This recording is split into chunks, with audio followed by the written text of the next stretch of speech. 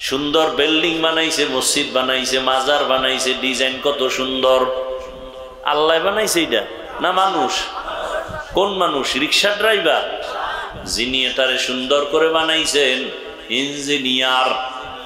Building যে বানাইছে engineer কত সুন্দর, ইঞ্জিনিয়ার অনেক ভালো। ইঞ্জিনিয়ার ভালো তোমার কাছে তার ঠিকানা আছে কি না? জীবনে দেখাই হয় নাই। কত তুমি কেমনে বুঝলা ইঞ্জিনিয়ার ভালো? বলে তার বানানো বিল্ডিং বলতেছে ইঞ্জিনিয়ার বলো ভালো। আমার আল্লাহ অনেক ভালো। বলে আল্লাহরে দেখছুনি? কয় না। কত কেমনে বুঝলি আল্লাহ ভালো? আল্লাহর বানানো মানুষের চেহারা দিয়ে তাকায় দেখ কত সুন্দর চোখ দুইটা, কত সুন্দর নাক, কত সুন্দর চেহারা। সারা দুনিয়ার মানুষ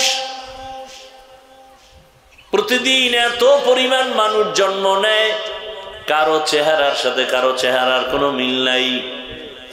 জমিনের দিকে তাকায় দেখো কত সুন্দর জমিন। এত সুন্দর জমিন যিনি বানাইছেন তিনি কত সুন্দর। এত সুন্দর আসমান যিনি বানাইছেন তিনি কত সুন্দর। সূর্যটা কত সুন্দর, চাঁদ কত সুন্দর। বলে যিনি চাঁদ বানাইছেন তিনি কত সুন্দর। ওই আল্লাহর পরিচয় নাও, আল্লাহর মোহাব্বত অন্তরে জমা করো। আল্লাহ তাআলা দুনিয়াতে মানুষ বানাইয়া ফেরেশতাকে সৃষ্টির শ্রেষ্ঠ মর্যাদা দেন নাই, আগুনের সৃষ্টি জিনেরও শ্রেষ্ঠ মর্যাদা দেন নাই। আল্লাহ পাক একমাত্র মাটির সৃষ্টি মানুষকে শ্রেষ্ঠ মর্যাদা দান করেছেন। আর এই সব মানুষের ভেতরে একমাত্র শ্রেষ্ঠ হলো ঈমানওয়ালারা। কারা? ঈমানওয়ালারা। আর এই সব ঈমানওয়ালাদের মাঝে সর্বশ্রেষ্ঠ হলেন নবী রাসূলগণ, আম্বিয়ায়ে কেরাম। আর সমস্ত নবী রাসূলদের ভেতরে একমাত্র শ্রেষ্ঠ হলেন রাহমাতুল লিল আলামিন। ইমামুল আউয়ালিন আল আখিরিন বাহরে সাদকা রাহমাতাল লিল আলামিন। তাহলে ফলাফল কি বের হলো? সারা দুনিয়ার মাখলুকের মধ্যে মানুষ দামি, মানুষের মধ্যে একমাত্র ঈমানওয়ালারা দামি, ঈমানওয়ালাদের মধ্যে নবী রাসূল দামি, নবী রাসূলের মধ্যে রাহমাতুল লিল আলামিন দামি। ফলাফল কি বের হলো? সমস্ত মাখলুকতের মধ্যে রহমতের নবী দামি। ওয়ামা আরসালনাকা ইল্লা রাহমাতাল লিল আলামিন।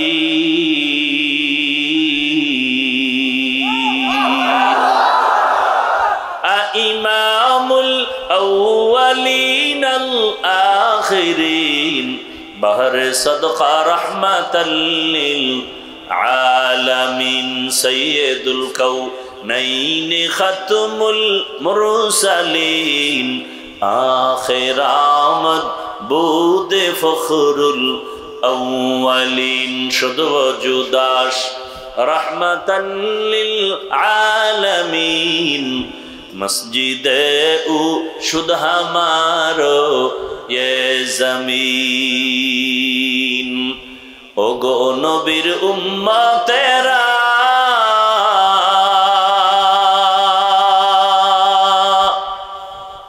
होए আজি দিশাহারা। কোরআন হাদিসের চলো যখন যাহা চায় মনে। নবী বিনে কে তরবে পুরসিরত মিজানে। নবী বিনে কে তরবে পুরসিরত মিজানে। নবী আমার জীবন ভরে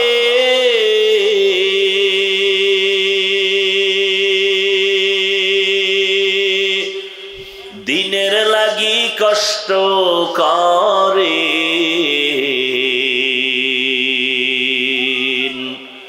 দান সন্তান শহীদ করিলেন উহুদেরই ময়দানে। নবী বিনে কে তরাবে পুলসিরাত মিজানে। নবী বিনে কে তরাবে পুলসিরাত মিজানে। কান্ডারি নবী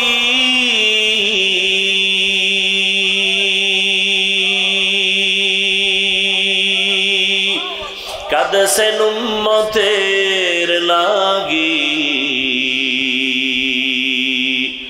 এখনো কাঁদেন নবীজি শুয়ে মদিনার পানে। নবী বিনে কে তরাবে পুলসিরাত মিজানে। নবী বিনে কে তরাবে পুলসিরাত মিজানে। এরে নবীর আশিক ভালো করে বুঝো, আল্লাহ পাক এমন এক রহমতের নবী আমাদের পাঠাইলেন। দুনিয়ার মানুষ, মানুষের মতো দামি কোনো প্রাণী নাই। ফেরেশতারাও মানুষের থেকে দামি না, জিনেরাও মানুষের থেকে দামি না। মানুষের মধ্যে শ্রেষ্ঠ হলো মুমিন, মুমিনের মধ্যে শ্রেষ্ঠ হলো নবী রাসূলগণ, নবী রাসূলদের মধ্যে শ্রেষ্ঠ হলেন রাহমাতুল লিল আলামিন। আর নবীদের উম্মতের মধ্যে শ্রেষ্ঠ উম্মত একমাত্র আখিরি নবীর উম্মত আমরা। তাহলে শ্রেষ্ঠ কিতাবের নাম কি বলছিলাম? কোরআনুল কারীম। এটাও আমরা পেয়েছি। মুসা নবীর উম্মতেরা কোরআন পায় নাই, ঈসা নবীর উম্মতেরা কোরআন পায় নাই। শ্রেষ্ঠ কিতাব কোরআনুল কারীম ইব্রাহিম নবীর উম্মতেরা পায় নাই। শ্রেষ্ঠ কিতাব কোরআনুল কারীম দুনিয়ার কোনো নবীর উম্মতেরা পায় নাই। আল্লাহর শুকর, শ্রেষ্ঠ কিতাব আমরা পেয়েছি। শ্রেষ্ঠ নবীও কারা পাইছে? রহমতের নবী রহমাতুল লিল আলামিন শ্রেষ্ঠ নবী। মুসা নবী পান নাই, ঈসা নবী পান নাই, তার উম্মতেরাও পান নাই। শ্রেষ্ঠ নবী আমরা পেয়েছি, যেই নবী জান্নাতের দরজা না খুললে কেউ জান্নাতে ঢুকতে পারবে না। নবী বলেন, সব নবী রাসূল জান্নাতে ঢোকার পর আমি মুহাম্মদের উম্মতেরা সবার আগে জান্নাতে ঢুকবে। আমাদের আগে কোনো নবীর উম্মত জান্নাতে ঢোকার কোনো সুযোগ হবে না। তবে গাঞ্জাখোরেরা আমগো হুজুরগো আগেও ঢুকে যাবে। কি যারা নবীর সুন্নতের জবাই করে তারা আমাদের আগে ঢুকে যাবে জান্নাতে। হ্যাঁ ভাইরা আমার,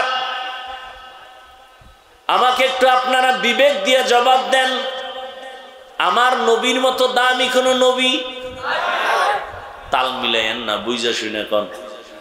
দুনিয়াতে পীর আছে, বুজুর্গ আছে, ওলি আছে, আবদাল আছে, গৌস আছে, কুতুব আছে না নাই? আছে। মুফাসসির, মুহাদ্দিস, মুফতি আছে না নাই? বলেন, আমার নবীর থেকে এমন কোন বড় মুফতি আসেনি? আমার রসুল থেকে বড় পীর সাহেব আসেনি? আমার রসুল থেকে কোনো কুতুব আসেনি? আমার রসুল থেকে কোনো গৌস আসেনি? এক কথায় সব পীরের পীর আমার রসুল। আমার রসুলের থেকে দামি কোনো ব্যক্তি নাই। দুনিয়ার সমস্ত মুফাসসিরিনদের মধ্যে শ্রেষ্ঠ আমার রসুল। আমার রসুল কেমন? আল্লাহ খালেক হিসেবে এক, যার কোনো তুলনা নাই। মাখলুকতের মধ্যে আমার রসুল এমন এক, যার কোনো তুলনা নাই। আছে? রসুল যেমন শ্রেষ্ঠ, রসুলের রওজা মোবারক মাজারও তেমন শ্রেষ্ঠ। বলেন, আমার রসুলের মাজার থেকে দামি কোনো মাজার দুনিয়াতে আসেনি? নবীজির মাজার থেকে দামি মাজার হলো আজমির। নবীজির মাজার থেকে দামি মাজার ইব্রাহিম নবীর মাজার, ঈসা নবীর মাজার, মুসা নবীর মাজার। বুঝেন কিন্তু? তাহলে কি পাইলেন এতক্ষণ আলোচনায়? আমার রসুলের থেকে দামি কোনো ব্যক্তি, মুফাসসির, মুহাদ্দিস, মুফতি, পীরাউলিয়া, ওলি আবদাল, গৌস কুতুব নাই। মাজার আছে দুনিয়াতে বহুত, কিন্তু রসুলের মদিনার মাজার থেকে দামি মাজার কোনটা? সত্য কথা বলেন, নাই। বুঝার চেষ্টা করি। দরবার শরীফ আছে জমিনের মধ্যে, আছে না নাই?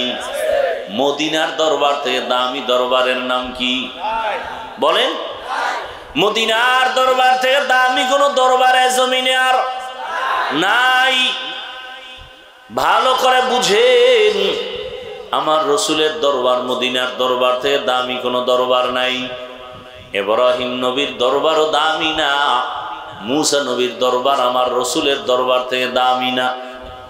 ভালো করে মনে রাখবেন, এ কথাটা লিখে রাখবেন, পারলে কম্পিউটার করিয়া ছাপাইয়া টানায় রাখবেন। কি টানাইবেন? আমার রসুলের মতো দামি কোনো পীর নাই, মুফাসসির নাই, মুহাদ্দিস নাই, আমার রসুলের মতো কোনো ওলি নাই, আবদাল নাই, গৌস নাই, কুতুব নাই, আমার রসুলের মতো কোনো রসুল নাই, আমার রসুলের মতো কোনো নবী নাই। আমার রহমতের নবীর মাজার মদিনাতুল মুনাওয়ারা রওজা শরীফের মতো জমিনে আমার রসুলের থেকে দামি কোনো মাজার নাই। আমার রসুলের দরবার মদিনার দরবার থেকে দামি কোনো দরবার নাই। কি কথা আপনারা দ্বিমত না একমত? এখান থেকে ফলাফল কি? আমার রসুলের মাজার যেহেতু শ্রেষ্ঠ, আমার রসুলের দরবার মদিনার দরবার যেহেতু শ্রেষ্ঠ, ওই দরবারে যা চলবে না দুনিয়ার দরবারেও তা চলবে না, রসুলের মাজারেও যা চলবে না দুনিয়ার অন্য কোনো মাজারেও তা চলতে পারে না। ভেজাল আছে? কোনো ঝগড়া আছে? দুনিয়াতে বহু মাজার আছে, সম্মান করব রসুলের থেকে বেশি বলেন? মোহাব্বত করব মাকে, বাবাকে, স্ত্রীকে, সন্তানকে, মাপকাঠি আছে না? মায়ের ভালোবাসা স্ত্রীকে দেওয়া, স্ত্রীর ভালোবাসা শিক্ষকের দেওয়া যাবে না, মাপকাঠি আছে না? আবার স্ত্রীর ভালোবাসা সন্তানের দেওয়া যাবে না। দুনিয়ার সব ভালোবাসা এক জায়গায় করো, এই ভালোবাসা আর রসুলের ভালোবাসা এক করা যাবে না। আমার রসুলের ভালোবাসা আবার আমার মাওলার ভালোবাসার স্কেল আলাদা করে রাখতে হবে, তুলনা করা যাবে না। যাবে? বুঝার চেষ্টা করি। আল্লাহওয়ালাদের এই জমিনের মাধ্যমে ভালো করে বুঝেন, মানুষের জীবনকে সুন্দর করার জন্য, দুনিয়ার জীবন ভালো রাখার জন্য, সুখের জন্য, শান্তির জন্য পদ্ধতি দিছেন কে? ব্যবস্থা দিছেন কে? মুখস্থ করতে হইব। কে দিছেন? কয় ব্যবস্থা বলে গেছে? দুইটা। এক ব্যবস্থা থিওরিক্যাল আর এক ব্যবস্থা প্র্যাকটিক্যাল। থিওরিক্যাল ব্যবস্থার নাম কিতাব, শ্রেষ্ঠ কিতাবের নাম কোরআনুল কারীম। দ্বিতীয় ব্যবস্থা হলো ব্যক্তি, ব্যক্তিদের মধ্যে শ্রেষ্ঠ রাহমাতুল আলামিন। এই দুটোটা পেয়েছি আমরা, কিন্তু দুঃখ ওই শ্রেষ্ঠ কিতাব কোরআন, ওইটা ফলো করে চলো, জান্নাত রেডি, দুনিয়াতেও শান্তি আখিরাতেও মুক্তি। রহমতের নবীকে ফলো করে চলো, দুনিয়ায় শান্তি আখিরাতেও মুক্তি। এখন যারা আমরা কোরআন পারি না, নবীরেও চিনি না, সুন্নত বুঝি না, আরবিও পারি না, আমগো উপায় কি? এরকম একটা প্যাচ লাগছে না লাগে নাই? লেগেই গেল। আরে আলেম ওলামারা লেখাপড়া কইরা মোটামুটি কোরআন পারে, হাদিস পারে, নবীরে চিনে, সুন্নত চিনে, এই কারণে বাম হাতে পানি পান করে না, ডান হাতে পান করে। আংটি ডান হাতে পরে, বাম হাতে পরে না, কেন? নবীর আদর্শে নাই। এবার হুজুরদের মতো আমরা তো পারি না, কোরআন পড়ব দূরের কথা, জীবনে খুইলেই দেখি নাই ভেতরটা কেমন, নবীরেও চিনি না, সুন্নত জানি না। এখন আমগো উভয় কি? নবী নিজে বলে যান, কিয়ামত পর্যন্ত আমি মুহাম্মদের একদল কলিজার বন্ধু থাকবে, উম্মতের জান্নাতের পথ দেখাবে, আমার প্রেসক্রিপশন অনুযায়ী, নিজেদের মন গড়া না। আমার বন্ধু মুহাম্মদের একমাত্র বন্ধু, উম্মতের দুনিয়ার শান্তির পথ দেখাবে, আখিরাতে মুক্তির পথ দেখাবে। তারা একদল উলামায়ে আহলে হক। তারা কয় দল? দল একজন না একদল?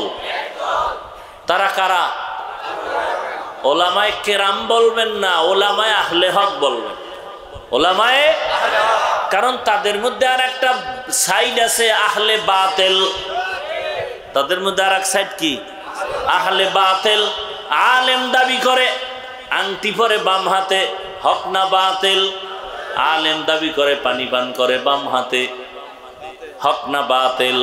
হ্যাঁ, ভালো করে বুঝবেন, যারা হক তারা আল্লাহকে ভয় করে, রসুলের পরিপূর্ণ সুন্নত অনুযায়ী চলবে, মানুষকে সুন্নতের দাওয়াত দিবে, মানুষকে দ্বীনের পথে ডাকবে, অন্যের নিজের দিকে ডাকবে না, মানুষকে দ্বীনের দাওয়াত দিবে, নামাজের দাওয়াত দিবে, রোজার দাওয়াত দিবে, তেলাওয়াত শিখাবে। মানুষ এই আহলে হক ওলামায়ে কেরামের মাধ্যমে দুনিয়াতেও শান্তি পাবে, ওলামায়ে কেরামের কথা মেনে আখিরাতেও জান্নাত পেয়ে যাবে।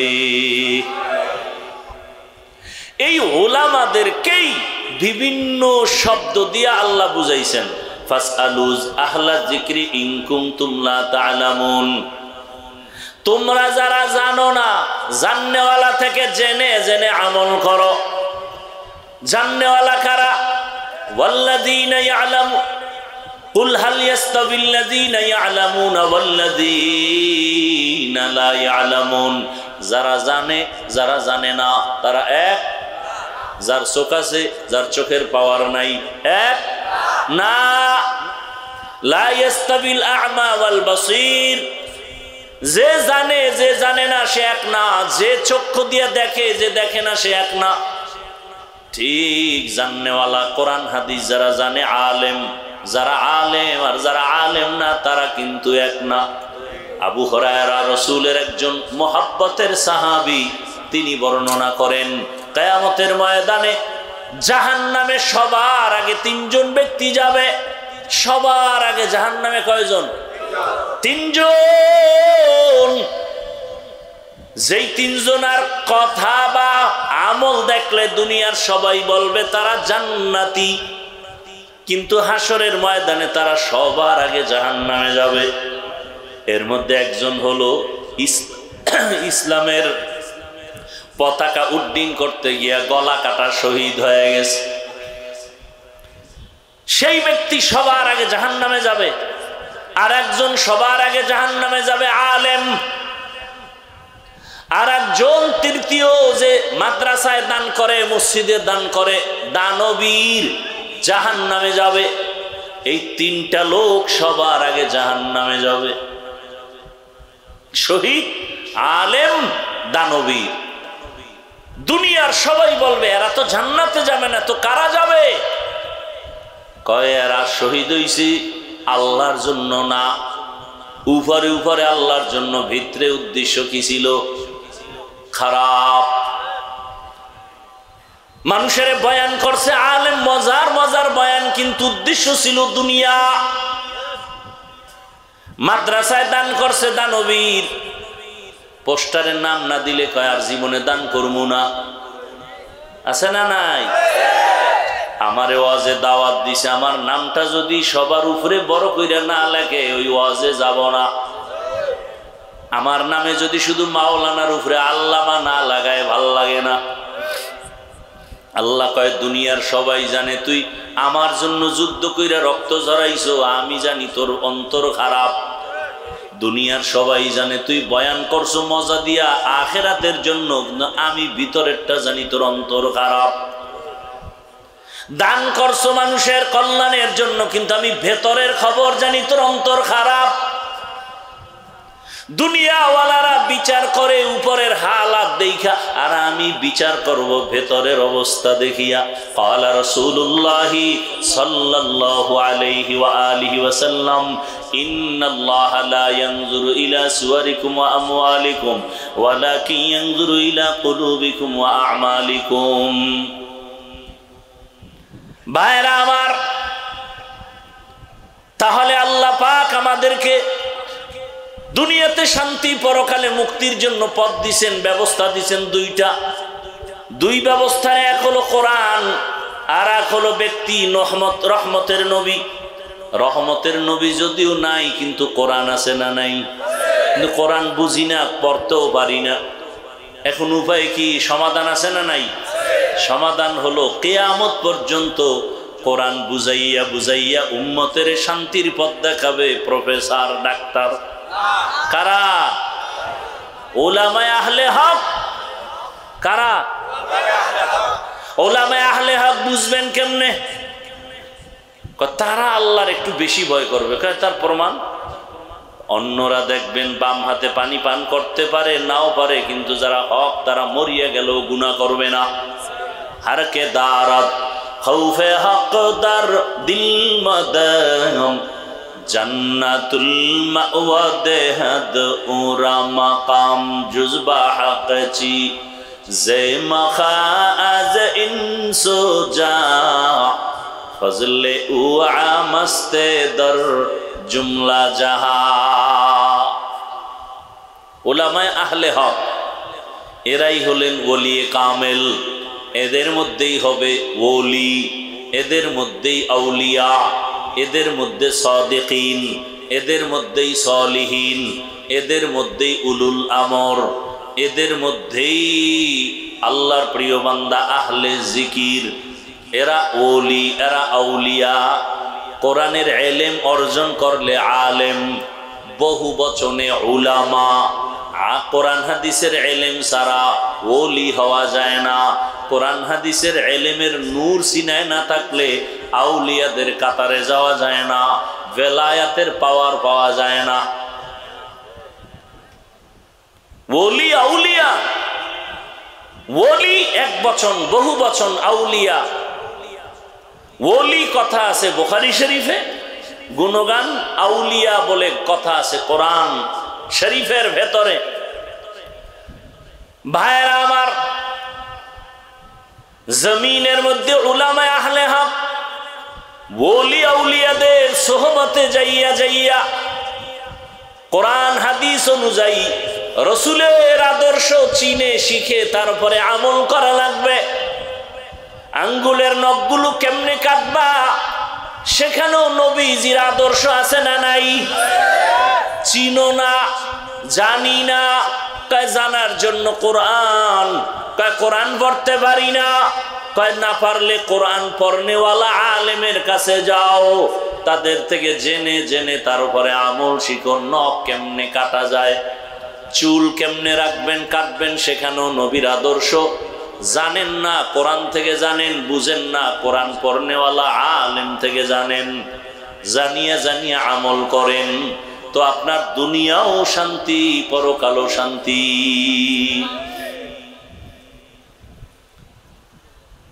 রাহমাতুল লিল আলামিন এজন্য চ্যালেঞ্জ করে বিদায় নিছেন। দুই জিনিস রেখে বিদায় নিলাম। আমি রহমতের নবী, রওজায়ে পাকে কিয়ামত পর্যন্ত জিন্দা অবস্থায় থাকবো। জমিনের উপরে না রওজা মোবারকে? কতদিন থাকবেন? মাঝে মাঝে নবী রওজা শরীফ থেকে বাংলাদেশে আসবেন, মাঝে মাঝে নবী ভারতে যাবেন। হ্যাঁ ভাইরা আমার, কিয়ামত পর্যন্ত রহমতের নবী রওজা মোবারকে জিন্দা অবস্থায় থাকবেন আর নামাজের হালাতে আমার আল্লাহর মারিফতের মজা নিবেন। রহমতের নবী জিন্দা। নবী বলেন আমারে যারা পাইবা না, নবী আর কিয়ামত পর্যন্ত উম্মতের দাওয়াত দিতে আসবেন নাকি? ঈসা নবী আসবেন কিন্তু দাওয়াত দিতে আসবেন না। রহমতের নবী আর এই উম্মতের কাছে আইসা বলবে না কালেমা পড়ো। রহমতের নবী আর কোনদিন এসে বলবেন না কিমিস সালাহ, নামাজ আদায় করো। কিয়ামত পর্যন্ত এই জাতিকে জান্নাতের ঠিকানা দিবে উলামায়ে আহলে হক। এরে নবীর উম্মত, নবী বলেন এজন্য আমি দুই জিনিস রেখে গেলাম, আঁকড়াইয়া ধরো। একটা কোরআন আর একটা হলো আমার আদর্শ সুন্নত। রবিউল আউয়াল চলতেছে, রহমতের নবীর আগমনের আলোচনা চলে গোটা দেশ জুড়ে। রবিউল আউয়ালের মিলাদুন নবী চলে না? চলে না? বিশেষ করে 12 তারিখ চলছিল ধুমধামে। এর আগেও একটু ষোলো ছিল, পরেও ষোলো, ওই দিন খুব গরম ছিল, কিন্তু আমাদের আরো কিছু কথা জানা দরকার। রবিউল আউয়াল শুধু বেলাদাত আর মিলাদুন নবী আমাদের হাদিয়া পাওয়া হয় নাই, রবিউল আউয়ালে আমরা এমন 4টা হাদিয়া পেয়েছি যার কোনো তুলনা নাই। কয়টা? পারলে লিখে রাখবেন, মুখস্থ রাখবেন, কাজে লাগবে। রবিউল আউয়ালে 1 নাম্বার হাদিয়া আমরা পেয়েছি বেলাদাত, অর্থাৎ রসুলের জন্ম মোবারক। রবিউল আউয়ালে আমরা 2য় হাদিয়া পেয়েছি রসুলের রিসালাত। আল্লাহ রসুলকে কিতাব দিয়েছেন রবিউল আউয়াল। 3 নাম্বার হাদিয়া রবিউল আউয়ালে আমরা 3য় হাদিয়া পেয়েছি রহমতের নবীর হিজরত, মক্কা থেকে মদিনার হিজরত। 4 নাম্বার রবিউল আউয়ালে আমরা পেয়েছি ওয়াফাত, রসুলের ইন্তেকাল। এই 4টা আমাদের জন্য হাদিয়া। এই 4টার দ্বারা আবার বড় বড় কিছু শাখা পেয়েছি। বলে রসুলের বেলাদাত মিলাদুন নবীর ফলাফল কি পেয়েছি? কয় ফলাফল হলো রসুলের বেলাদাতের দ্বারা পেয়েছি আজাদিয়ত, মুক্ত স্বাধীনতা। কি? মুক্ত স্বাধীনতা। আর 2য় রিসালাত, রিসালাতের মাধ্যমে পেয়েছি আমাদের শরিয়াত, জীবন কিভাবে পরিচালনা করব তার নিয়ম নীতি। 3 নাম্বার হিজরত, হিজরতের দ্বারা আমরা পেয়েছি আল্লাহর ডাইরেক্ট নুসরত, সাহায্য। 4 আমরা পেয়েছি রসুলের ওয়াফাত, রবিউল আউয়ালে রসুল চলে গেছেন। এই ওয়াফাতের দ্বারা আমরা আরেকটা হাদিয়া পেয়েছি নিজামে খেলাফত, জমিনটা কে চালাবে, কোন সিস্টেমে চালাবে, এটাও পেয়েছি রসুলের ওয়াফাতের মাধ্যমে। তাহলে রবিউল আউয়ালে হাদিয়া কয়টা পাইছি? তা শুধু মিলাদুন নবীর আলোচনা হয় কেন? রবিউল আউয়ালে তো রিসালাত পেয়েছি, রিসালাতের আলোচনা নাই কেন? রবিউল আউয়ালে পেয়েছি রসুলের হিজরত, হিজরতের আলোচনা নাই কেন? রসুলের রবিউল আউয়ালে পেয়েছি ওয়াফাত, ইন্তেকাল। একটা বিষয় আলোচনা করলে রাত পার হয়ে যাবে। রসুলের জন্ম মোবারকে পেয়েছি মুক্ত স্বাধীনতা। আবু লাহাব তার দাসীকে মুক্ত করে দিল, স্বাধীন করে দিল। ওরে আব্দুল্লাহর ছেলে আসছে মোহাম্মদ, খুশি আনন্দ হইয়া দাসীকে উন্মুক্ত করে দিল। আর আমার গোলামির রশিতে বাধা থাকা লাগবে না, জমিনটাও স্বাধীন স্বাধীন হয়ে গেল, কোনো জুলুম নাই, স্বাধীনভাবে সবাই চলে। জানে না রহমতের নবী আসছে, কাফেরেরাও জানে না ভালো করে, মুশরিকরাও জানে না, কিন্তু আমার আল্লাহ ভালো জানেন। একসময় ইতিহাসের পৃষ্ঠায় লেখা হবে রসুল আসার আগে মক্কার মানুষ ছিল চরিত্রহীন, লম্পট, এমন খারাপ, নারী আর পুরুষ উলঙ্গ হয়ে একসাথে বাইতুল্লাহ তাওয়াফ করে। কত খারাপ! কন্যা সন্তান আসলে বাবা গলা টিপে হত্যা করে ফেলে। কতটা খারাপ, কতটা কুলাঙ্গার যে নিজের বাবা নিজের আপন কন্যাকে মেরে ফেলে জিন্দা। কন্যা পছন্দ করে না, কন্যা সমাজের বোঝা। নারীদের পছন্দ করে না, নারী সমাজের বোঝা। বিধবাদের পছন্দ করে না, বিধবা সমাজের বোঝা। এদের কে খাওয়াবে? এদের চাকরি নাই, এদের স্বামী নাই, কে এদের পেছনে সময় দিবে?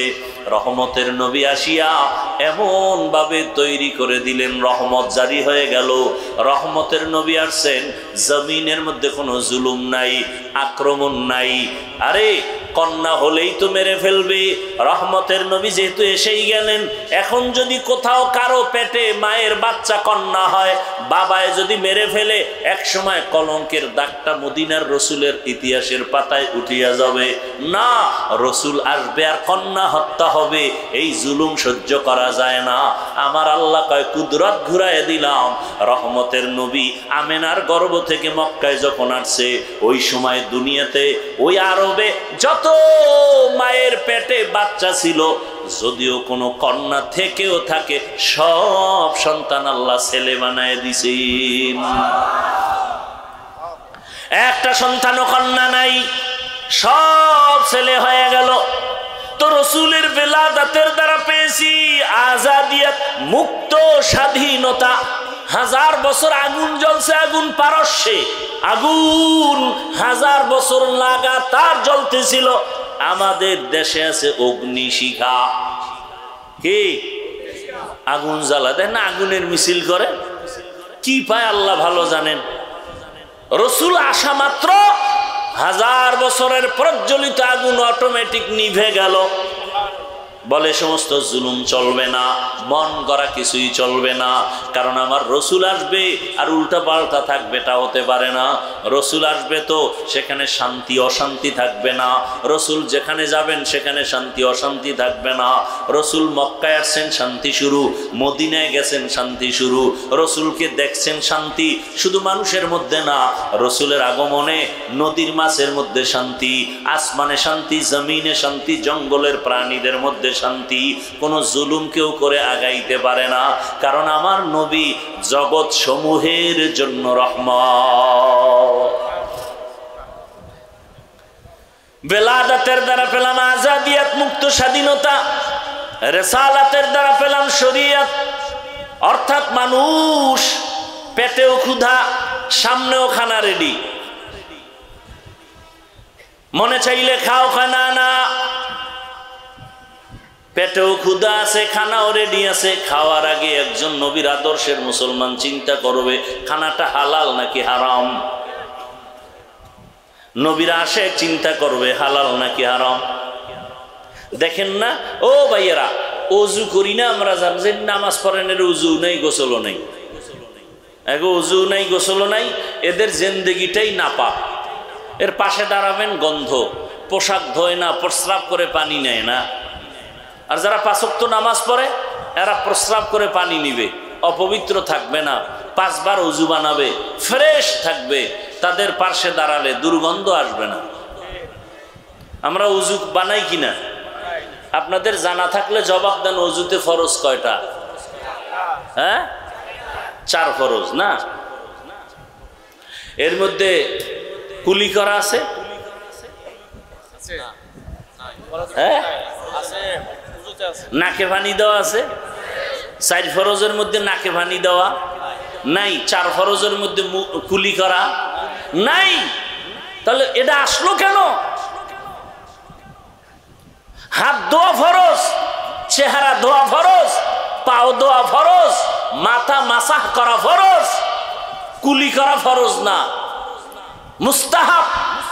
নাকে পানি দেওয়া মুস্তাহাব, এটা নাই ফরজের মধ্যে। আর পরে এটা আগে, এটা কি সবার আগে? কি কুলি সবার আগে? কি তারপরে কি? নাকে পানি দাও। কেন? ইসলাম কতটা পিওর। কয় তুমি আগে নাকে মুখের সামনে পানি আনো, জিহ্বায় লাগাইয়া দেখবা পানিটার ঘেরা স্বাদ ঠিক আছে নি।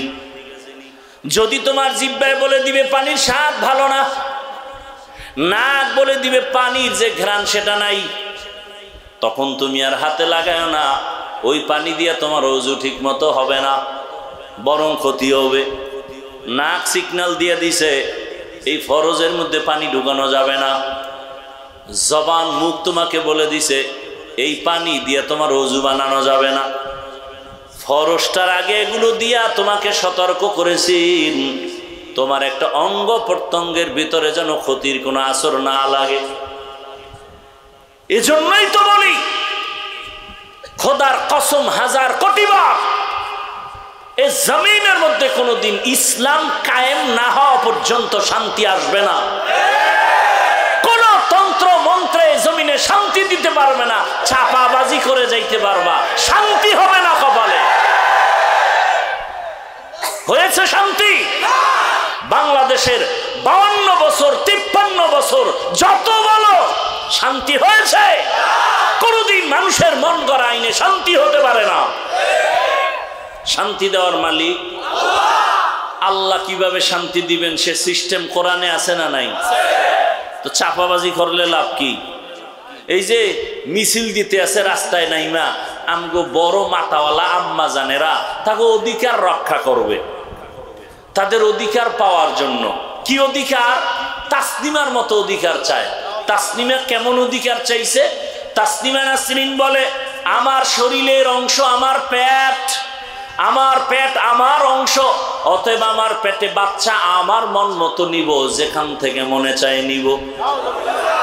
গোটা দেশের মুসলমান দাঁড়ায় গেল, এই নাস্তিক, এ বেঈমান, ও নাকেসাতুল আকল, তোর জ্ঞান বুদ্ধি এতটাই কম, যেখান থেকে মনে চায় সেখান থেকে পেটে বাচ্চা কুকুর নিরা নেয়, মানুষ নিতে পারে না। একটা কুত্তার বাচ্চা যেখান থেকে মনে চায় সেখান থেকে পেটে বাচ্চা নিতে পারে, পশু নিতে পারে, কুকুর নিতে পারে, মানুষ নিতে পারে না। মানুষ যদি নিতে চায় ওটা মানুষ না, কুত্তার চেয়ে খারাপ। দলিল চাও, নাও দলিল। ওয়ালাকাদ যারানা লিজাহান্নামা কাসীরাম মিনাল জিন্নি ওয়াল ইনসি লাহুম কুলুবুন লা ইয়াফকাহুনা বিহা ওয়া লাহুম আ'য়ুনুন লা ইউবসিরুনা বিহা ওয়া লাহুম আযানুন লা ইয়াসমাউনা বিহা উলাইকা কাল আনআমি বাল হুম আযাল উলাইকা হুমুল গাফিলুন।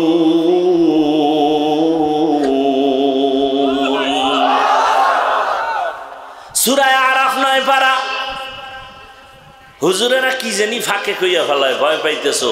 আজকে বাসায় যাইয়া মোবাইলে আকাম বাদ দিয়া বাংলা কোরআন ডাউনলোড করে নামাও, এরপরে সূরা আরাফ বের করো বাংলাটা, এরপরে এই আয়াত দিয়া ব্যাখ্যা দেখো বাংলায়, টের পাবা হুজুর গো কোন জায়গায় কি উল্টা পাল্টা বলে গেলেন কিনা। তরজমাটা দেখো। আল্লাহ বলেন অধিকাংশ মানুষ জাহান্নামে যাবে, কম না বেশি? কেন? আল্লাহ বলেন এদের ভিতরে কলব দিছি গবেষণা করার জন্য, গবেষণা করে না।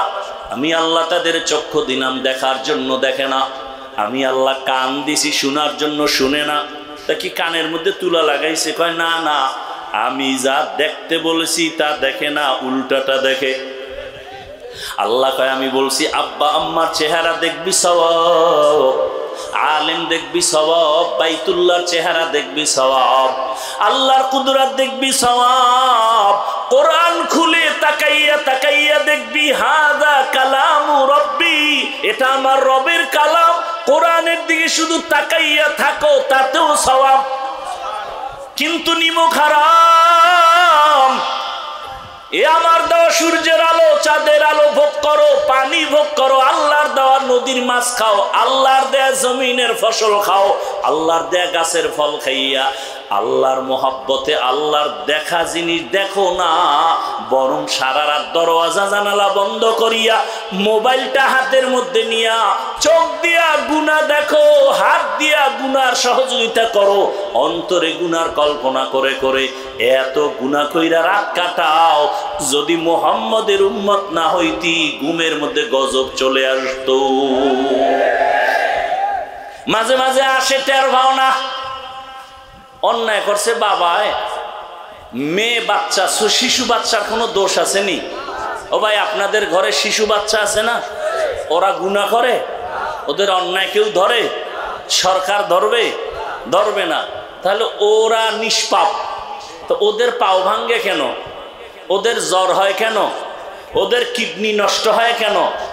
কান ধরে টান দিলে মাথা চলে আসে। আকাম করছে বাবা, শাস্তি পায় সন্তান। কেন? তোরে শাস্তি দেওয়ার চেয়ে তোর সন্তানেরে দিলে তোর কষ্ট বেশি লাগবে। এজন্যই তো আল্লাহ বলেন কিয়ামতের ময়দানে ও আরবের চরিত্রহীন বেঈমানগুলোকে আল্লাহ উঠাবেন।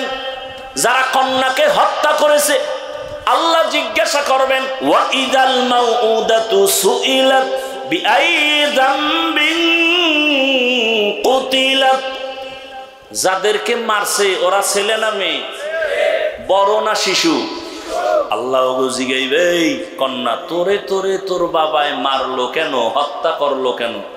বিবেক বলে জিজ্ঞাসা করবে বেঈমান বাবারে, মেয়েটারে কেন জিগাইবেন? মুফাসসিরিনে কেরাম বলেন এই কন্যাকে হত্যা করা এত বড় অন্যায় করেছে বাবা, আল্লাহ পাক লজ্জায় রহমতের দৃষ্টি ওই বেঈমান বাবার দিকে দিবেন না।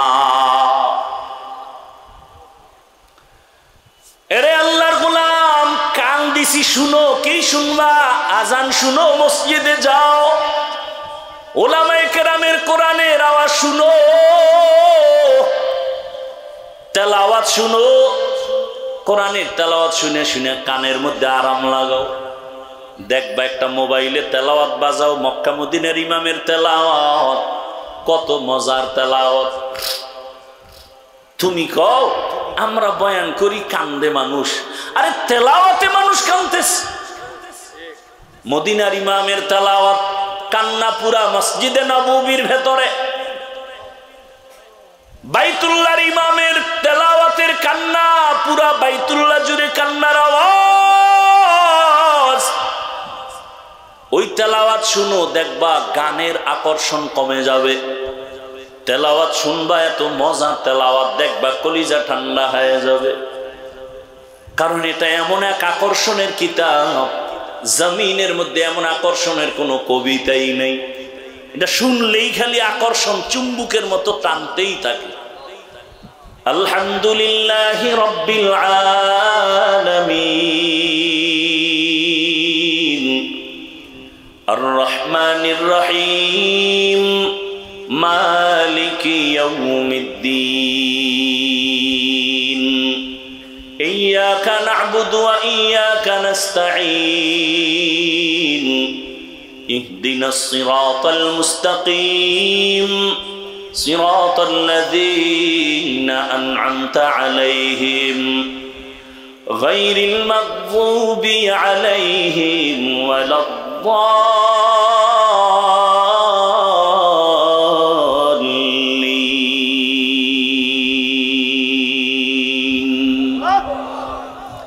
ইয়াসিন ওয়াল কুরআনিল হাকীম, ইন্নাকা লামিনাল মুরসালিন, আলা সিরাতিম মুস্তাকিম, তানজিলাল আজিজির রহিম, লিতুনযিরা কওমান মা উনযিরা আবাউহুম ফাহুম গাফিলুন, লাকাদ হাক্কাল কওলু আলা আকসারিহিম ফাহুম লা ইউমিনুন, ইন্না জাআলনা ফি আ'নাকিহিম আগলালা ফাহিয়া ইলাল আযকানি ফাহুম মুকমাহুন, وجعلنا من بين أيديهم سدا ومن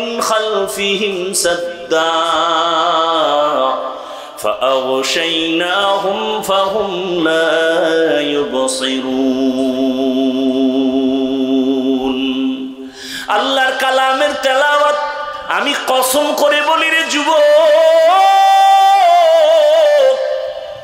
রাতের আধারে যদি মোবাইলটা খুলিয়া তেলাওয়াত চালু করে ঘুমাও, তেলাওয়াত শুনতে শুনতে যদি ঘুমায় যাও, এক সপ্তাহ পরে নিজেই তওবা করবি, জীবন গেলেও আর গান শুনবা না। ই কালামে জিন্দা কুরআনে হাকিম, হিকমতে উলায়া জালাস্তু কাদিম। রবিউল আউয়ালে কয় জিনিস পেয়েছি? এক নম্বরে পেয়েছি বেলাদাত, বেলাদাতের ফলাফল আজাদিয়াত, মুক্ত স্বাধীনতা। দ্বিতীয় পেয়েছি রেসালাত, রবিউল আউয়ালের হাদিয়া। রেসালাতের ফলাফল হলো শরিয়াত। যারা শরীয়তের মানদণ্ডে চলবে না, এরা নিজের বউরে বিয়ে করার জন্য পাগল হয়ে যাবে। বিয়া কইরা যা করে, আমগো দেশের মধ্যে এমন আকাম চলে, বাবায় আপন মেয়েটাকে বলে হোটেলের মধ্যে নিয়া, আজকের রাতের জন্য তুই আমার কাছে স্ত্রীর মতো। নাকি ভারতের খবর? সোনার বাংলার তাজা খবর। মোবাইল ধ্বংস করেছে আমাদের ঈমান, আমল আর চরিত্র। বিচারও পাওয়া যায় না, বড় কঠিন এক হালাত রে বাবা। ইসলাম ছাড়া এই জমিনে কোনোদিন শান্তি দেওয়ার চিন্তা যারা করবে, তাদের মাথা নষ্ট। এই জন্যই তো সবাই ইসলাম ইসলাম কয়, সালাম আলাইকুম এটা কয়, বিসমিল্লাহির রহমানির রহিমও কয়, মানে না কেন?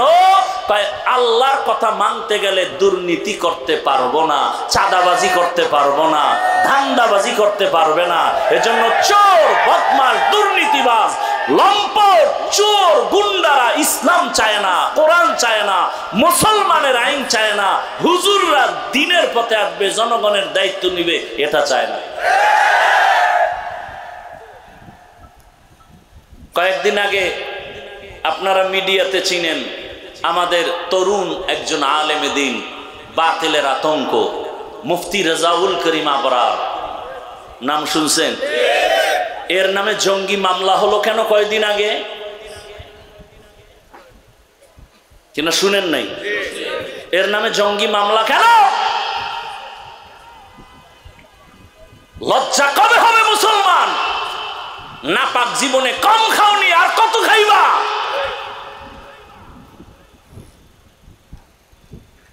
আল্লাহর জাত ও সিফাতের কসম, রসুলের আদর্শ ছাড়া কোনদিন কারো জিন্দেগিতে শান্তি আসবে না, কসম আল্লাহ। কোনদিন আসে নাই, আসবেও না, আসার চিন্তা করাও গুনাহ। রসুলের আদর্শ কেমন? কাউকে গালি দেওয়া যাবে না, রসুলের আদর্শ। রসুলের আদর্শ কেমন? মিথ্যা কথা বলা যাবে না, কবিরা গুনাহ। মিথ্যা বলা সগীরা গুনাহ না কবিরা গুনাহ? কালকে রাত্রেও বসে বসে দেখলাম কিতাব, এক চোর গেছে রসুলের দরবারে, গিয়া কাইয়া রাসূলুল্লাহ, কঠিন 4টা পাপের কাজ করি, তবে তওবার নিয়তে আসছি, একসাথে সব থেকে তওবা করতে পারবো না। নিজে নিজে বলতেছে, আমি জিনা করি, আমি চুরি করি, আমি মদ পান করি, আমি মিথ্যা কথা ছাড়া কোনো কথা বলি না। আমগো দেশে তো শুধু মিথ্যা না, মিথ্যার উপরে আবার কসম করে, মানে কসম খাইয়া মিথ্যাটারে মজবুত করে। একটা মিথ্যাকে প্রতিষ্ঠা করার জন্য হাজারো মিথ্যার কাভার লাগাইতে হয়, ঠিক না? পাওনাদারে টেলিফোন করে, ফট করে নাম্বারটা ব্ল্যাক লিস্টে ফেলাই দিচ্ছে, টাকা পাইবে, দিবে না। ওই চালাক বাঙালি অন্য নাম্বার দিয়ে একদিন ফোন দিছে, ফট করে ধইরা ফেলাইছে, ধইরে কই মিয়া তুমি কই টাকা দাও না, এখন তার ঠাস করে কাইতে দিতে পারে না। আরে কে তুমি? আর চিনো না মিয়া, কে তুমি? আমি, আমার থেকে তুমি 50,000 টাকা নিছো, দাও না কেন? দিব দিব দিব, কই তুমি এখন কই আছো? ঘরের মধ্যে। কই আমি এখন জমিনেই নাই। মোবাইলে কইতেছে আমি জমিনেই নাই। একটারে ধইরা যখন জিজ্ঞাসা করা হলো, তুই না ঘরের ভিতরে ছিলি, কেন বলছো জমিনে নাই? কই সত্যই বলছি, আমি খাটের উপরে ছিলাম। আমি মাটিতেই ছিলাম না, খাটের উপরে বসেছিলাম। এরে আমার আল্লাহর বান্দা, রহমতের নবীর সামনে গিয়ে কয়, ইয়া রাসূলুল্লাহ, আমি মিথ্যা বলি, জিনা করি, মদ পান করি, চুরি করি, সবগুলো থেকে একত্রে তওবা করা সম্ভব? রহমতের নবী তো বিশ্ব বরেণ্য এক ডাক্তার, রসুলের মতো বড় ডাক্তার আর কেউ নাই। এমন এক ডোজ দিছেন, বান্দার জিন্দেগি পুরা হেদায়েতের লাইনে সোজা হয়ে গেল। ওই চোরায় ভাবছে মনে হয় রসুল আমারে একটা একটা কইব, তো আগে বলবে চুরি করা বন্ধ কর। চোরায় জন নবীরে বলছে, নবী কয় তুমি চুরি করবা, মিথ্যা বলো, চুরি করো, জিনা করো, মদ পান করো, চারোটা যেহেতু পারবা না, তো একটা বলবো। হ্যাঁ একটা বলেন। চোরায় ভাবছে চুরি করতে বোধহয় বন্ধ করবে, রসুল কয় না, মিথ্যা বলা বন্ধ করো, শপথ করো মিথ্যা বলবা না। হ্যাঁ ওয়াদা করলাম মিথ্যা বলবো না। এটা একটা কথা, মিথ্যা বলবো না, এটা একটা সামান্য। চুরি বন্ধ করতে হইলে একটা পেরেশানি লাগতো, খামু কি? মনের খুশিতে বাড়িতে যায়, আনন্দ। নবী চুরির কথাও জানে, নিষেধ করে নাই। মিথ্যা নাই বললাম, চুরিটা তো এখন বরকতপূর্ণ হবে, কারণ রসুল জানে। বাড়িতে যাইয়া পেরেশান হইয়া মিথ্যা বলবে না ঠিক, কিন্তু চুরির জন্য রওয়ানা। কোথায় যাবে? অন্যদিন দুর্বল বাড়িতে চুরি করছে, আজকে দামি বাড়িতে যাবে চুরি করার জন্য। রাস্তার মাঝে গিয়ে হঠাৎ করে দাঁড়ায় পেরেশান হয়ে গেল, যদি চুরি করি খবরটা রসুলের কাছে গেলে নবী তো জানে আমি চোর। নবী যদি আমার ডাইকে জিগায় তুই চুরি করছো নি, ওয়াদা তো করছি মিথ্যা বলা যাবে না, তাহলে আমি রসুলের সামনে দ্বিতীয়বার চোর হইয়া দাঁড়াতে চাই না, চুরি বন্ধ। বাড়ি যাইয়া জেনার চিন্তা করে ওই একই নিয়ত। রসুলের সামনে যদি জিজ্ঞাসা করা হয় জেনা করেছো কিনা, মিথ্যা বলা যাবে না, নতুন ভাবে জেনাকারী হিসাবে দাঁড়াতে চাই না। আর এটা কেমন করে সম্ভব? একমাত্র তাকওয়ার মাধ্যমে, আল্লাহর ভয়ের মাধ্যমে সম্ভব। আর আল্লাহর ভয় বা তাকওয়া অর্জন করার একমাত্র ফ্যাক্টরি আল্লাহর ওলিদের নেক নজর। قال رسول الله صلى الله عليه وآله وسلم لكل شيء معدن ومعدن التقوى قلوب العارفين। প্রত্যেকটা ভালো জিনিস রাখার গোডাউন আছে, তাকওয়ার গোডাউন হলো আল্লাহর ওলিদের কলব। ওখান থেকে নজর লাগাও তো তাকওয়া চলে আসবে। নজরের মধ্যে পাওয়ার আছে না নাই? আছে না নাই? আল্লাহর রাসূল বলেন ইত্তাকু ফিরাসাতাল মুমিন ফাইন্নাহু ইয়ানজুরু বিনূরিল্লাহ। আল্লাহর মুমিনদের মধ্যে এমন কিছু প্রিয় গোলাম, এদের এত পাওয়ার, তোমরা যা দেখো না তারা অনেক কিছু দেখেন। চামড়ার চোখ দিয়ে দেখে না, আল্লাহর দেওয়া নূরের আলো দিয়ে তারা দেখেন। ভাইরা আমার,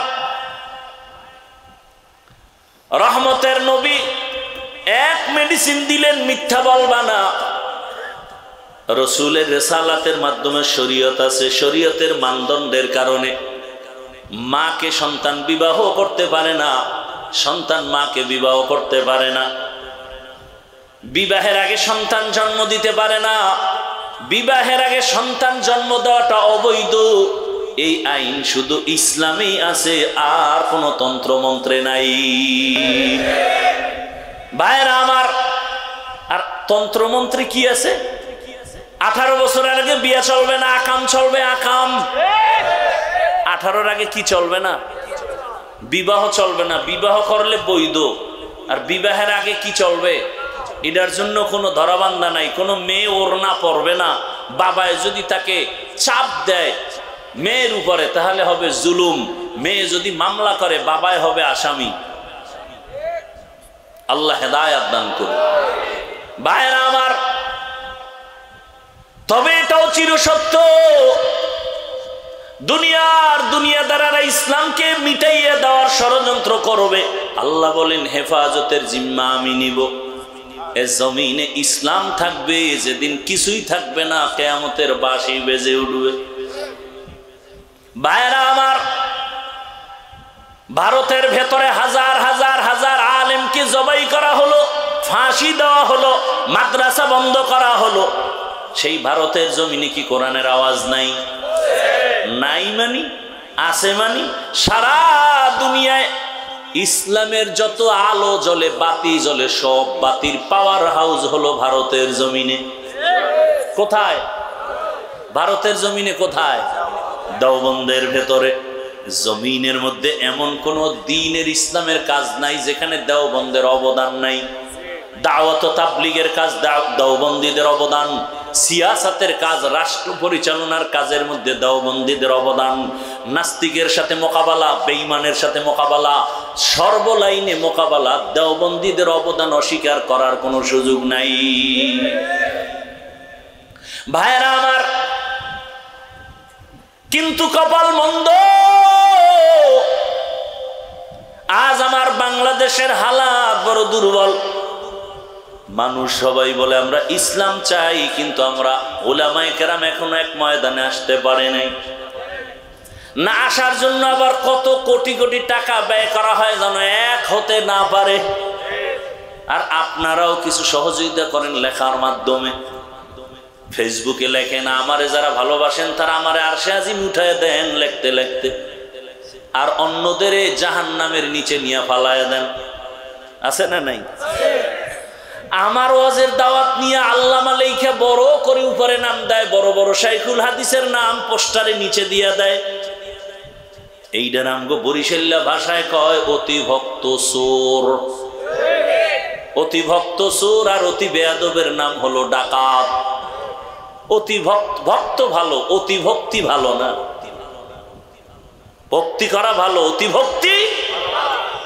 কেউ যদি বউরে ভক্তি করতে করতে কয় তুমি আমার মায়ের চেয়েও দামি, এটা ভক্তি না অতি ভক্তি? আল্লাহ হেদায়াত দান করুন। ভাইরা আমার, এত বয়ান করতেছি, এই বয়ানগুলো যদি হিন্দুদের করতাম, ইহুদি খ্রিস্টানকে করতাম, ওরা কত আগে জানি দাড়িওয়ালা হয়ে যেত। অথচ এখানে সবাই আমরা মুসলমান।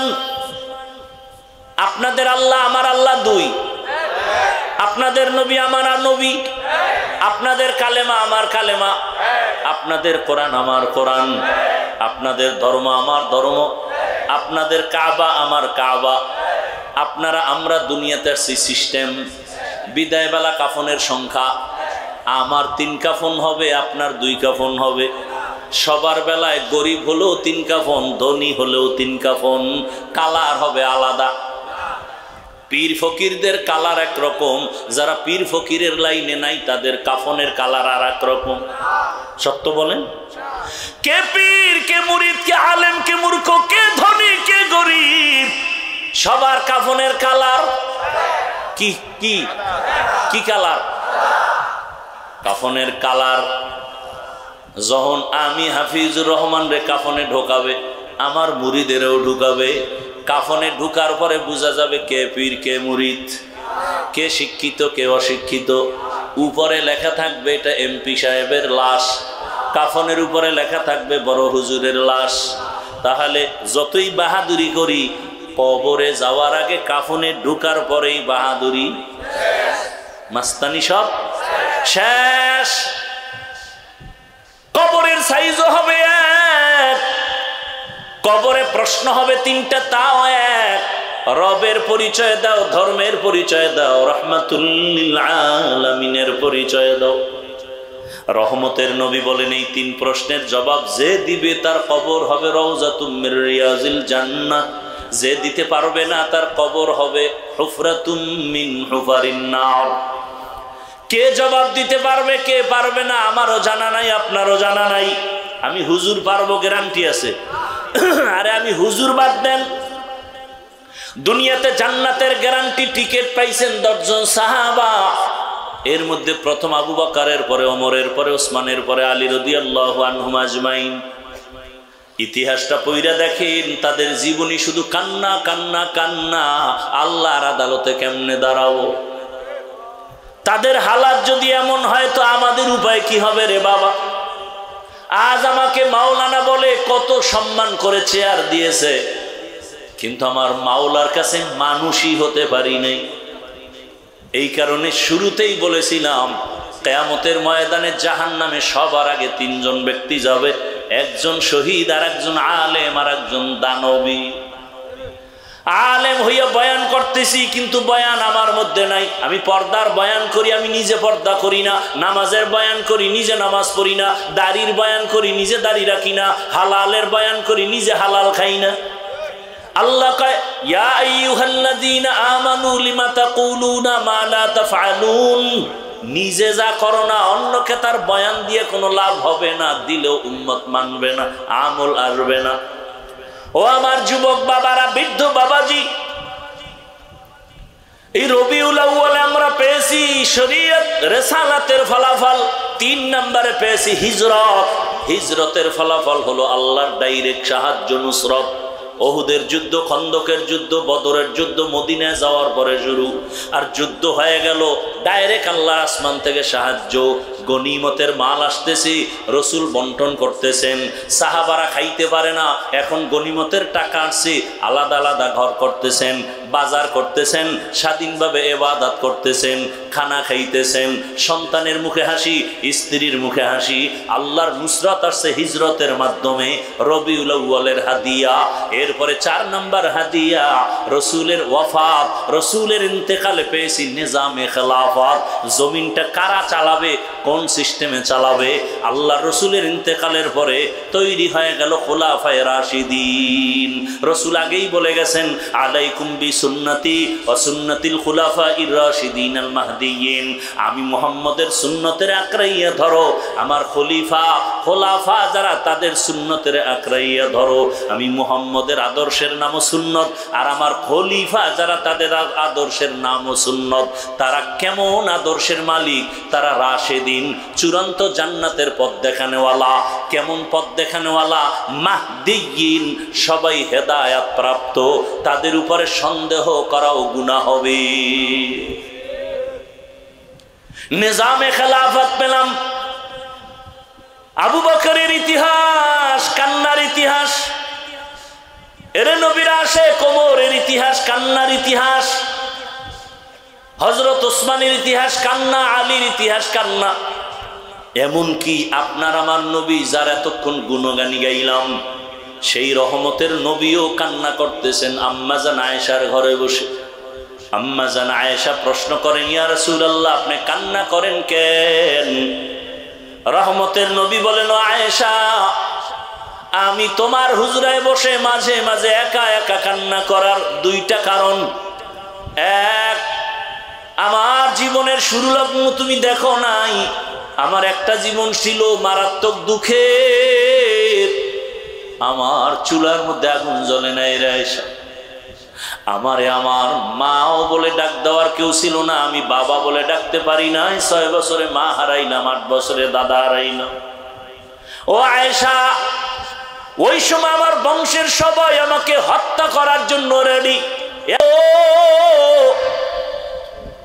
আমারে 3টা বছর পর্যন্ত খানা দেয় নাই, পানি দেয় নাই। শিয়াবে আবু তালিবে গৃহবন্দী করে রেখেছে। আমি মোহাম্মদ গাছের পাতা সিরিয়া সিরিয়া খাইয়া চাবায় পেটের ক্ষুধা নিবারণ করেছি। ওই সময় আমার একমাত্র আপন হইয়া দুনিয়াতে সহযোগিতা করেছে আমার বিবি খাদিজা। ওই খাদিজা আরবের ধনী, সব সম্পদ আমাকে হাদিয়া দিয়েছে, আমিও দান সৎকা করেছি। ওই খাদিজা নিজের কোনো পেরেশানি ছিল না, কিন্তু আমার পেরেশানি ভাগ কইরা নিয়ে সেও আমার সাথে আইসা গাছের পাতা চাবায় চাবায় খায় পেটের ক্ষুধা নিবারণ করেছে। আমি হেরা পাহাড়ের গুহায় গিয়া আল্লাহর ধ্যানে কাটাইতাম। 1 সপ্তাহ 2 সপ্তাহ আমি ঘরে আসি না।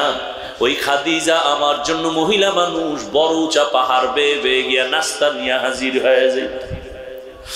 আমি যখন কালেমার দাওয়াত দিয়া মানুষের দাঁড়ে দাঁড়ে ঘুরি,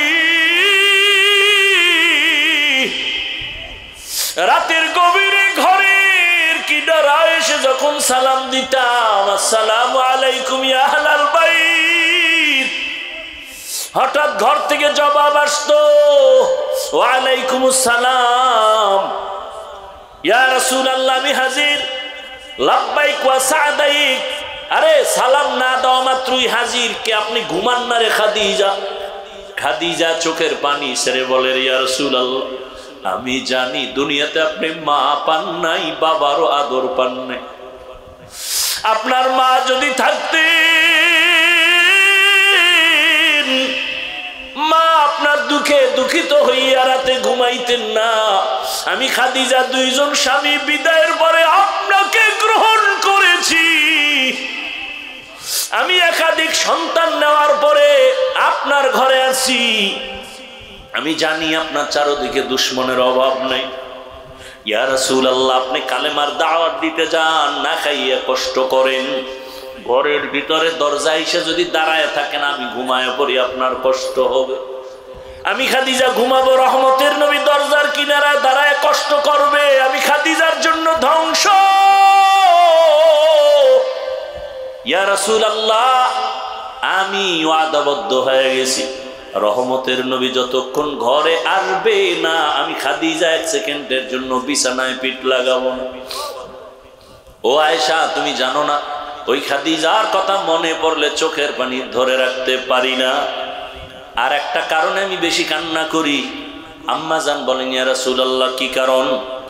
আল্লাহ রসুল বলেন, ও আয়েশা, আমার উম্মতের নিয়ে আমি বেশি বেশি ভাবতে থাকি, এই জন্য আমার মাঝে মাঝে এমন ভয় লাগে, হাসরের মাঠটা যখন আমার চোখের সামনে ধ্যানে চলে আসে, তখন আমি কান্না শুরু করি। আমার গরিব এতিম উম্মতরা হাসরের ময়দানে কেমনে দাঁড়াবে? আমার উম্মতরা সূর্যের গরম সহ্য করতে পারে না, একটা মশায় কামড় দিলে ঘুমাইতে পারে না। আমার উম্মত একটা বেতের বাড়ি সহ্য করতে পারে না। হাসরের ময়দানে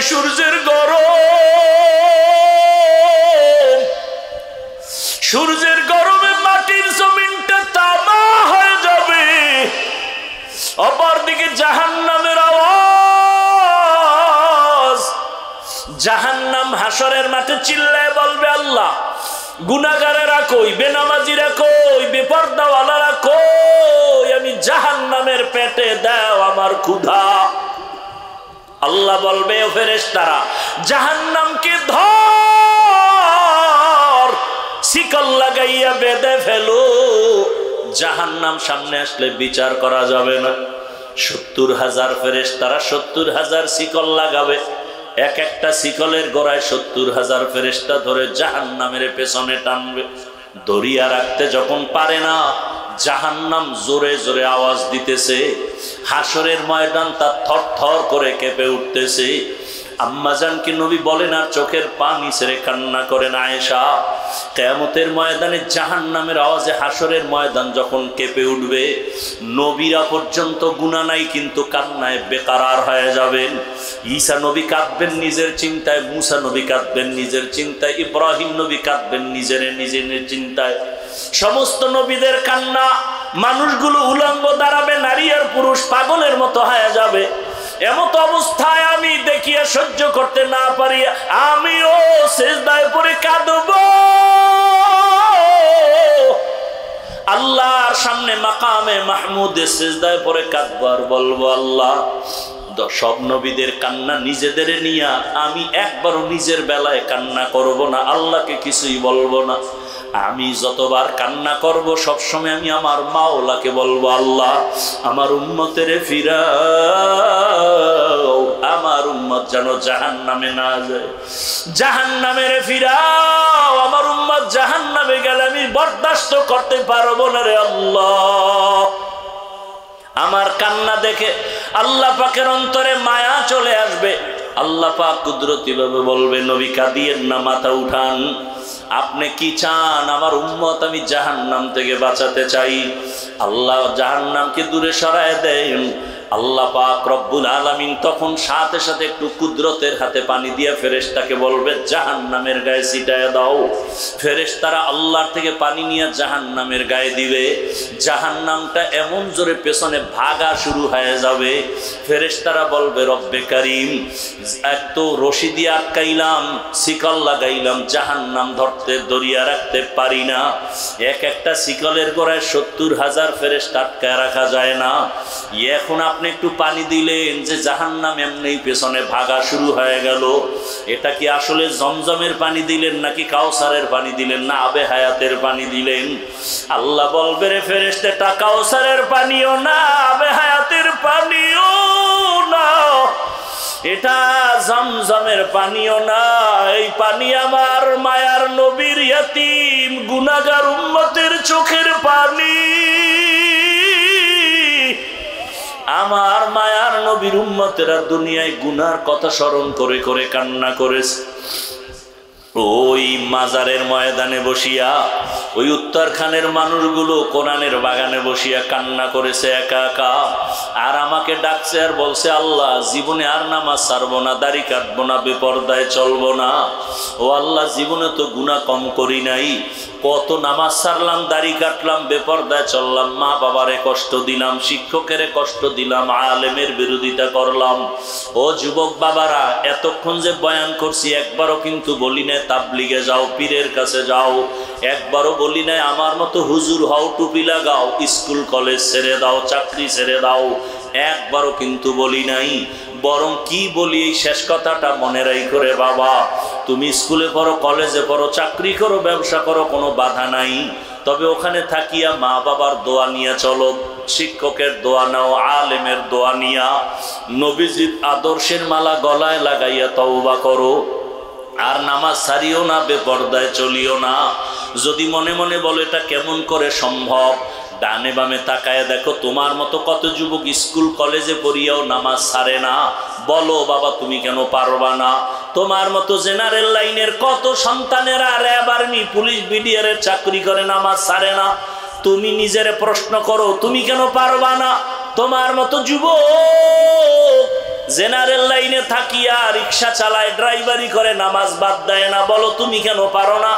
ও আমার বাবারা যুবকেরা, তোমার মতো বান্দা কৃষি কাজ করে নদীর মধ্যে মাছ ধরে না, মাছ ছাড়ে না, তুমি কেন পারবা না?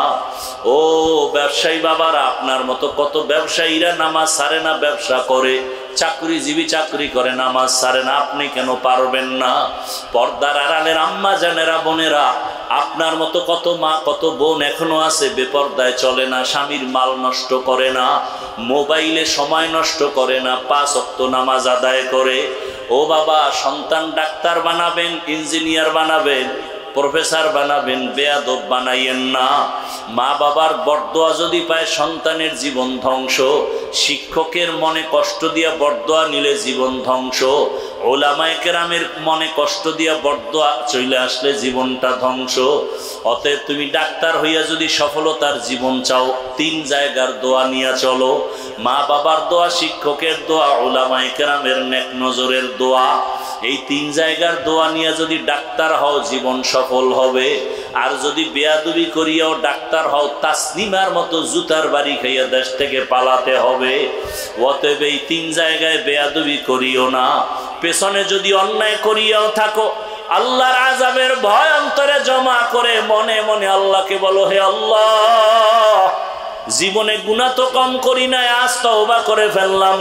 নবীর আদর্শের মালা গলায় লাগাইয়া আর কোনোদিন মা বাবার সাথে বেয়াদবি করব না, শিক্ষকের সাথে বেয়াদবি করব না, উলামায়ে কেরামের দোয়া নিয়ে পরামর্শ নিয়ে নবীর তরিকায় চলবো। আর দাড়ি কাটবো না, নামাজ ছাড়বো না, বেপরদায় চলবো না। তওবা করার মতো যদি নিয়ত হয়, খাঁটি তওবার নিয়ত যাদের আছে, 2 হাত আমার আল্লাহকে দেখায় দাও। আয় আল্লাহ, হাতগুলো কবুল করে নেন, তওবা কবুল করে নেন, তওবার উপরে মজবুত হইয়া চলার তৌফিক দান করেন, আমিন। আলহামদুলিল্লাহি রাব্বিল আলামিন, والصلاة والسلام على سيد الأنبياء والمرسلين وعلى آله وأصحابه أجمعين يا أرحم الراحمين يا أرحم الراحمين يا أرحم الراحمين رب ارحمهما كما ربياني صغيرا اللهم إنك عفو كريم تحب العفو فاعف عنا اللهم إنا نسألك رضاك والجنة ونعوذ بك من سخطك والنار اللهم إنا نعوذ بك